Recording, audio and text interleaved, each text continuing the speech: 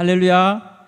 하나님의 은혜가 오늘 예배한 우리 모두에게 함께 하실 간절히 축원합니다. 곁에 계신 분들과 인사하십시다. 행복한 가을 되세요.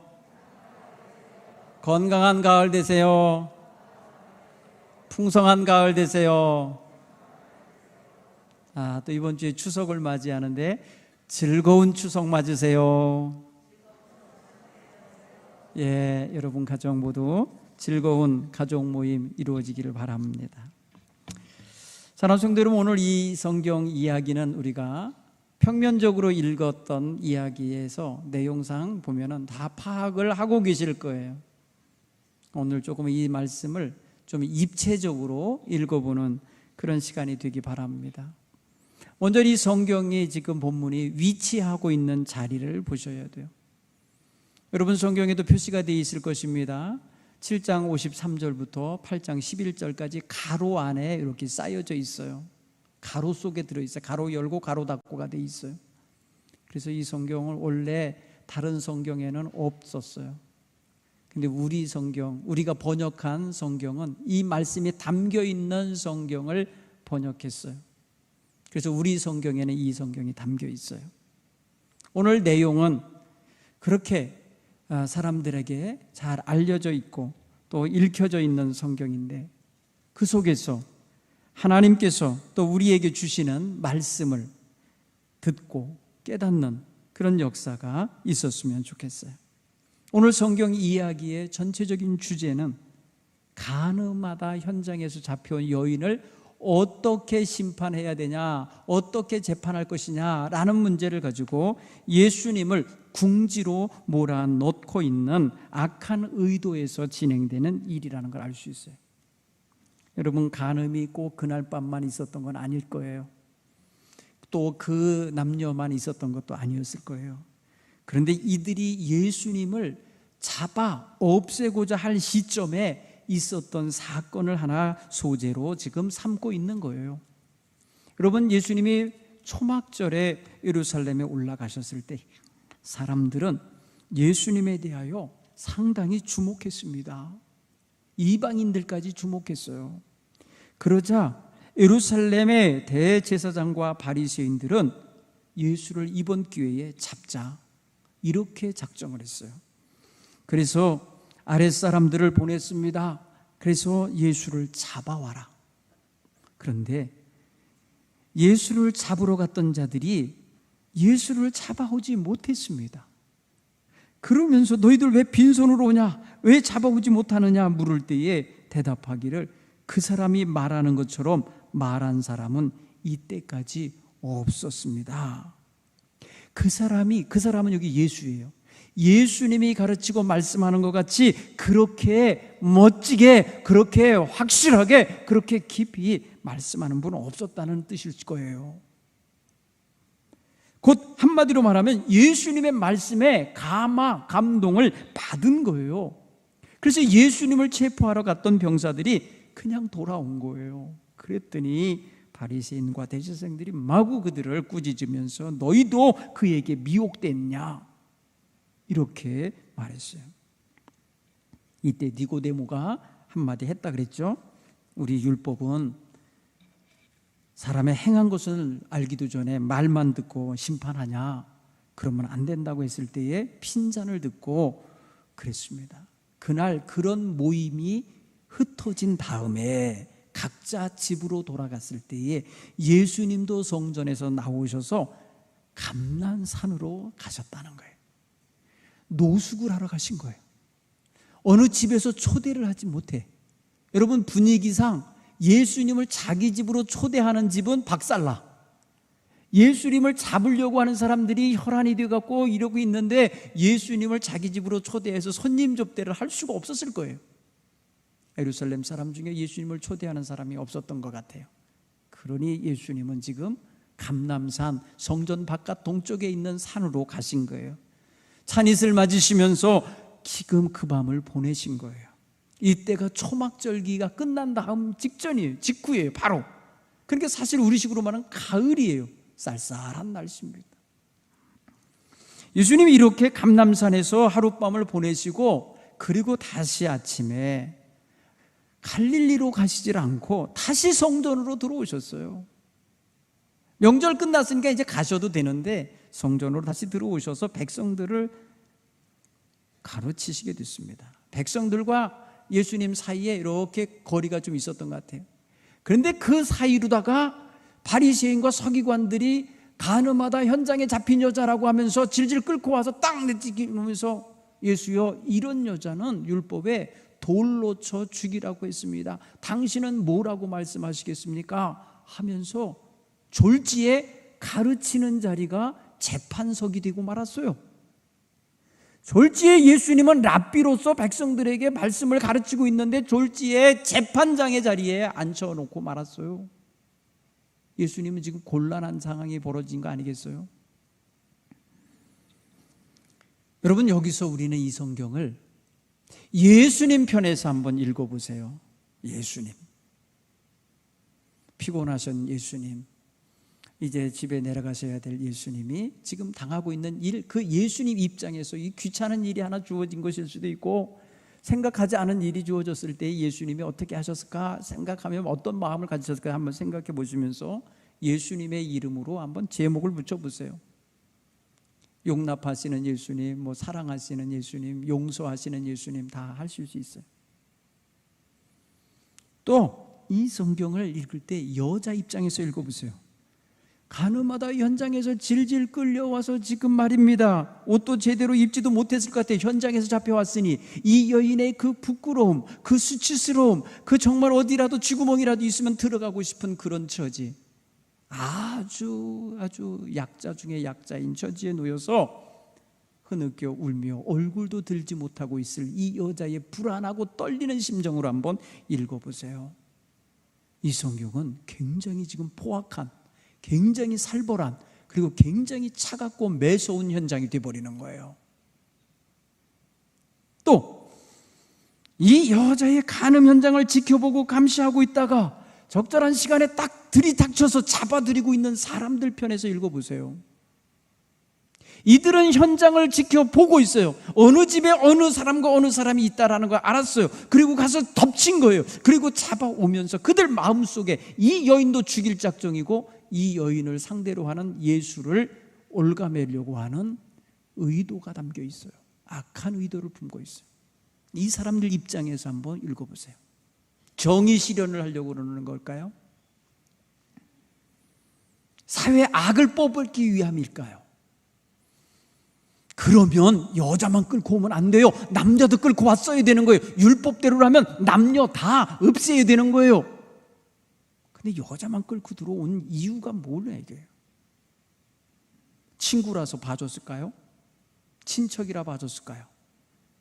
아는 지인이라서 죽으면 안 될까 봐 도망가게 했을까요? 생각해 볼 수 있죠.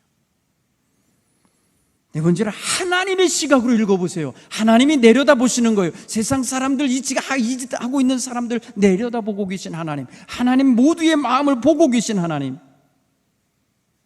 어떤 마음을 가지실까? 얼마나 안타까우실까? 얼마나 속상하실까? 여러분, 누구 편에서 이 성경을 읽느냐에 서 아주 입체적으로 성경이 읽혀져요. 오늘 성경 이야기에 등장하는 이 여자는 헬라어 원어로 보면은 루네라는 단어, 구네라고 하는 단어로 쓰여 있는데 이거는 부인이라는 뜻이에요. 와이프라는 뜻이에요. 그러면 이 여자는 지금 어떤 남자의 부인인 거예요. 와이프인 거예요. 그리고 이 남자, 간음이라는 곳의 현장에 있었던 이 남자 역시 누구 여자의 남편인 거예요. 둘 다 가정을 갖고 있는 사람이 지금 하는 짓인 것이에요. 그래서 우리는 이거를 간통이라고 그랬어요. 2015년에 어떤 정부에서 우리나라 간통죄가 성립이 안 된다 하고 폐지했어요. 이 남자 여자가 좋아서 그랬다는데 그거 어떻게 막어? 뭐 이런 식인 거예요. 울타리를 무너뜨려 버렸어요. 우리나라 60년 동안 헌정사에서 이 법이 가정들을 지켜내고 그래서 말입니다, 어떻게 하든지 가정을 보호하는 데 쓰였던 법인데 사라졌어요. 그래서 울타리가 해제되는 바람에 많은 애들이 고아 아닌 고아들이 되고요, 많은 가정이 풍지박산이 나고 있어요. 물론 속에서 앓고 속에서 거쳐 고생하면서 지난 60년 살아온 여인들 얼마나 힘들었겠어요. 남편들도 그런 힘든 사람이 있겠죠. 맞바람 피는 사람들이 있었거든요. 어쨌든 간에 세상은 지금 악하게 돌아가고 있었던 현장이에요. 그날만 있었던 게 아니에요. 그날만 그 사건이 있었던 게 아니었던 거예요. 그리고 그 두 사람만 그런 짓을 하고 있었던 것도 아니었을 거예요. 그런데 지금 예수님은 지금 그들의 어떤 그 올무에, 그들이 깔아놓은 판에 지금 저절로 들어와 앉게 되신 거예요. 예수님이 찾아 들어간 게 아니고 예수님 앞에 와서 펼친 거예요. 예수님도 율법 아십니다. 신명기 22장 22절 이하 이야기에 이렇게 돼 있어요. 어떤 남자와 유부녀가 동침한 것이 드러나거든 그 동침한 남자와 그 여자를 둘 다 죽여 이스라엘 중에서 악을 제할지니라. 성경 신명기 22장 22절은 이렇게 말하고 있어요. 여러분, 그러면은 이 율법에 대해서는 예수님만 알고 있는 게 아니겠죠? 거기 누가 있었어요? 서기관도 있고요. 서기관은 성경 박사들이에요. 바리새인들이 있었다 그랬거든요. 이들이 주동해갖고 이 일을 벌이고 있는 거예요. 그럼 성경 아는 사람들이에요. 그러면 당연히 남자 여자 다 데리고 와야 정당한 거였어요. 그게 하나님 법도를 실현하는 자들의 태도인 거예요. 근데 그렇게 하지 않으면서 지금 가늠하다 현장에 잡혀온 게 분명한 여자라고 하면서 이 여자 하나만 지금 약자로 몰아서 없애자 이렇게 말하는 거예요. 오늘 성경을 보면은 예수님을 잡고자 했던 것, 실패했던 것을 이제 공식적으로 법적으로 하려고 하는 거예요. 6절에 그들이 이렇게 말하면 고발할 조건을 얻고자 하여 예수를 시험함이라. 고발할 조건, 어디다 고발하는 걸까? 예수님이 뭐라고 말하느냐에 따라서 법의 두 가지에 걸려요. 이 여자를 돌로 쳐라 라고 하면은 뭐에 걸리냐면 죽이라는 거거든요. 사형을 명하는 거거든요. 로마법에 걸려요. 당시에 로마가 치안을 담당하고 사람의 사법권을 가지고 있었기 때문에 이 로마 행정당국자에 의한 판결이어야 되는 거예요. 그런데 지금 예수님 보러 그걸 하게 만드는 거예요. 로마법에 걸리게 만들려고 하는 하나. 두 번째, 예수님이 그냥 용서해 줘라, 그냥 보내줘라 라고 말하면 율법에 걸려요. 율법에 걸려. 그러니까 예수님을 율법이나 로마법에 걸리게 하려고 하는 고발 조건을 찾고 있다는 걸 아셔요.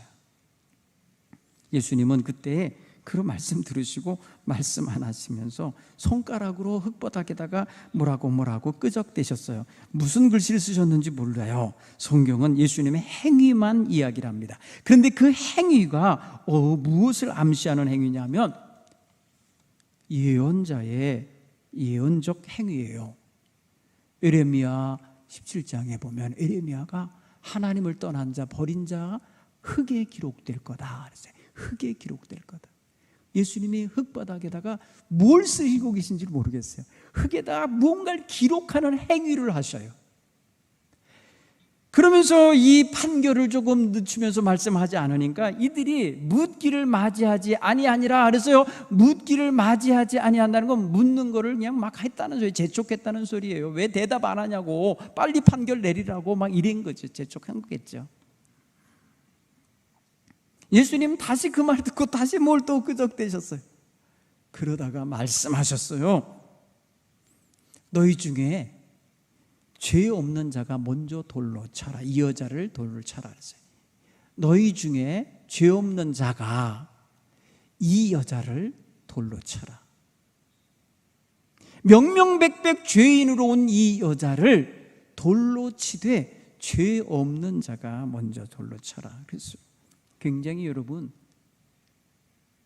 심각한 이야기를 하신 거예요. 사실은 한번 생각해 보세요. 여러분, 너희 중에 죄 없는 자가 남 욕해라. 죄 없는 자가 뒤에서 뒷담화해라. 너희 중에 죄 없는 자가 남을 비난해라. 너희 중에 죄 없는 자가 남을 미워해라. 이렇게 말씀하실 때 할 수 있는 사람이 있을까요? 다 걸릴 거예요, 다. 그렇죠? 네. 여러분, 우리 성경엔 재미있는 문구 하나가 들어가 있습니다. 어느 성경엔 담겨 있지 않은 단어 하나가 들어있는데 9절에 들어있어요. 9절에 이렇게 들어있어요. 그들이 이 말씀을 듣고 양심의 가책을 느껴. 양심의 가책을 느껴라는 단어가 들어있어요. 문장이 하나, 구가 하나 들어있어요. 이 말은, 다른 말은 그들은 양심의 가책을 느꼈다예요. 서술형으로 바꾸면. 이거는요, 행간을 읽은 겁니다. 성경 번역자가 행간까지 담은 거예요. 본래 성경에 없는 내용을 읽어봐서 이 사람들이 왜 나이 드신 분부터 젊은이까지 하나씩 그 자리를 떠났을까를 묵상한 거예요. 그럴 때 이들은 양심의 가책을 받았구나. 성경에는 젊은이까지라는 단어도 없어요. 그냥 나이 든 사람이 먼저 하나씩 그 자리를 떠났다고 돼 있어요. 그러면 하나씩 떠났는데 나중에 누구만 남아요? 여자만 남잖아요. 그러니까 그곳에 있었던 나이 든 사람부터 여자가 남을 때까지 남이 든 사람부터 젊은 사람까지 다 같다는 뜻인 거예요. 성경은 그것까지 담아서 젊은이까지라는 단어를 또 집어넣었어요. 여러분, 가만히 느껴보세요. 나이가 많을수록 말로나 생각으로나 행동으로 죄 지은 게 많을까요? 적을까요? 하루를 더 사는 사람이 하루만치 더 있을 거예요. 왜? 우리는 하루도 죄 안 지고 넘어가는 날이 없어요. 밥은 하루 3끼 먹지만 죄는요 10번도 더 져요. 그러니까 여러분, 나이 든 사람일수록 죄가 많을 수밖에 없겠죠. 우리가 어린아이 장례식을 치르러 가면요, 이게 무슨 죄가 있다고, 이 어린 것이 무슨 죄를 지었다고 하나님 걷어가십니까 하면서 엉엉 울어요. 애는 죄가 없을 거다. 애는 뭐가 나다니면서 무슨 큰 죄를 지었겠어요. 그런데 할머니 할아버지도 오래 사신 분들이 죽을 때 이분이 무슨 죄가 있어서 이렇게 빨리 가십니까? 이러는 사람은 없어요. 왜? 다 인정하는 거예요. 인생 살다 보면 그런 문제는 이미 당연한 걸로 여겨요.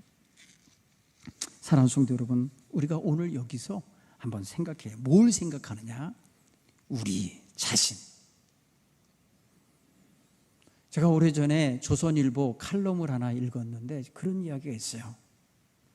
어떤 아주머니가 아이를 들쳐업고 건어물 가게에 왔어요. 건어물을 사러 왔는데 이것저것 둘러보고 사람들이 많아요. 그러니까 주인은 그냥 산만해요. 그런데 주인은 입장이 말입니다. 여러 손님이 이것도 물어보고 저것도 물어보니까 혼자서 왔다 갔다 할 거 아닙니까? 그런데 이 아주머니가 아기를 업고 포대기에 업고 왔는데 그 아기와 자기 등짝 사이에다가 건어물 한 봉다리를 숨겼어요. 그거를 우연히 본 거예요, 주인이. 그래서 근데 계산하겠지 뭐 이렇게 생각을 한 건데 그냥 갈라고 그러는 거예요. 그래서 붙잡고 건어물 값을 내고 가셔야죠. 왜 그걸 가져가냐고 그랬더니 나 안 가져간다고 그러는 거예요. 가져가고 있지 않냐고 막 하다 싸웠어요. 시장판에서 싸움이 붙었어요. 마구마구 막 혈기를 내면서 이 아주머니 나 안 가져갔다고 그러면서 막 그러는 거예요. 내 손 보라고 없다고. 시장 가방 열어주면서 없다고. 근데 뒤에서 애가 우는 거예요. 놀래서 울었든지 건어물 그 비닐봉다리가 따가워서 울었든지 막 우는 거예요. 그러니까 이 엄마가 그냥 등짝에 있는 아이를 막 두들겨 패는 거예요. 왜 우냐고.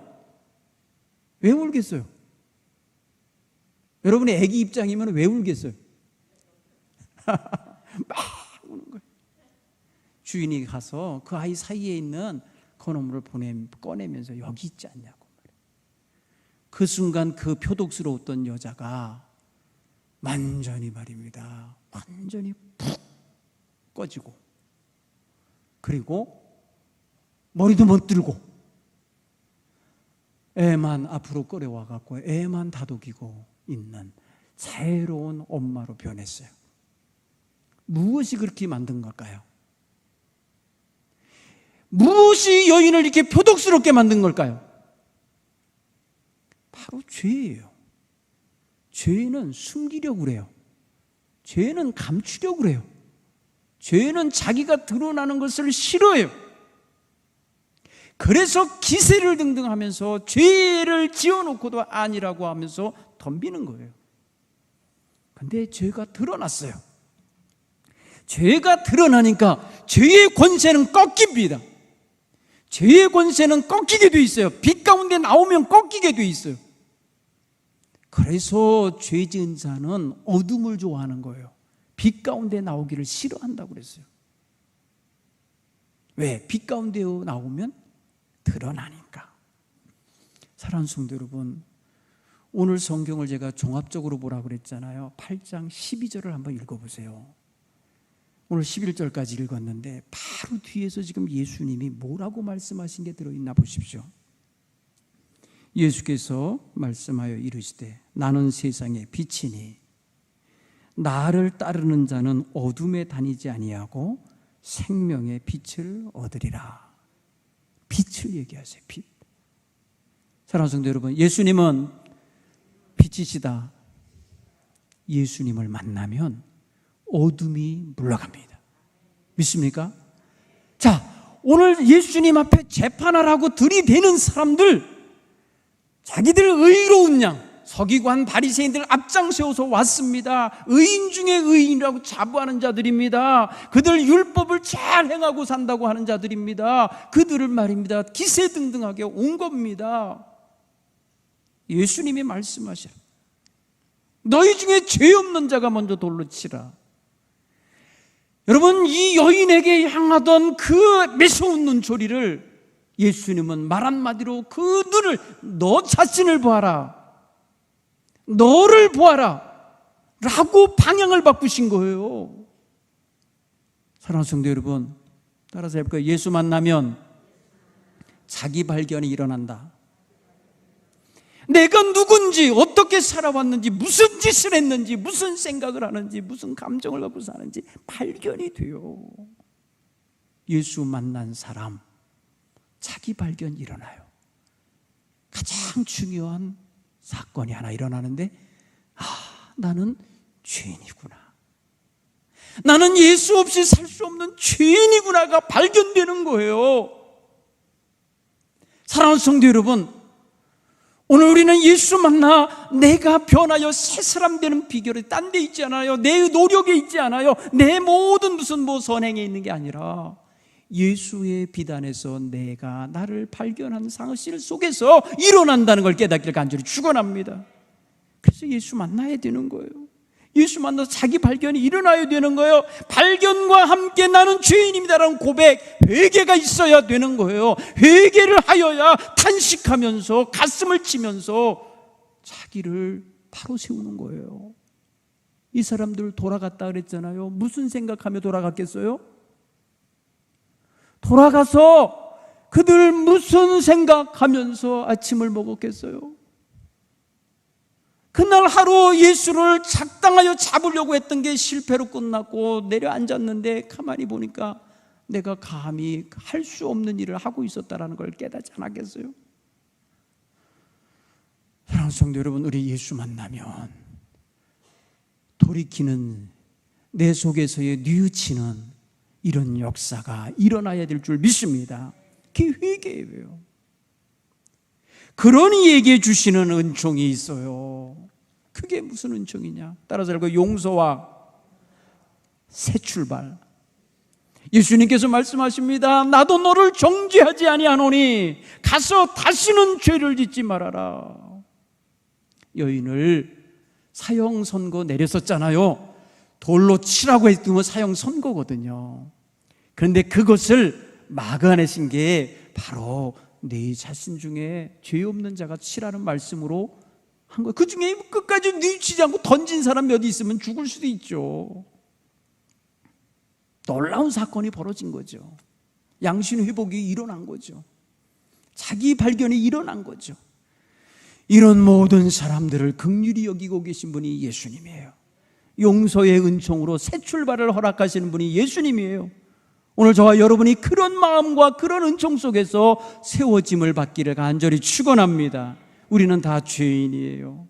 얼마나 허물이 많은지 몰라요. 저는 이 말씀 묵상할 때마다 내가 죄인입니다를 발견하지 않을 수가 없어요. 그래서 바로 서게 되고요, 바로 주님 앞에 고백하게 됩니다. 지난날의 허물이 얼마나 많은지 몰라요. 헤아릴 수 없이 많아요. 이 여인과 같은 현장에서 잡히지 않아서 그렇지 얼마나 많은 것들이 있겠어요. 감춰진 것들이.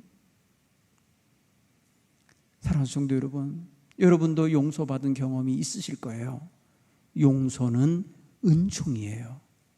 용서는 선물이에요. 용서는 가장 큰 희망이요, 새 소망이 넘치는 출발점이. 오늘 우리가 그런 은총을 받은 사람들이에요. 그 은총의 주님을 널리 증거하시고 그 주님을 만난 성도들답게 복되게 살아가시는 저와 여러분 모두가 되기를 간절히 축원합니다. 기도합니다.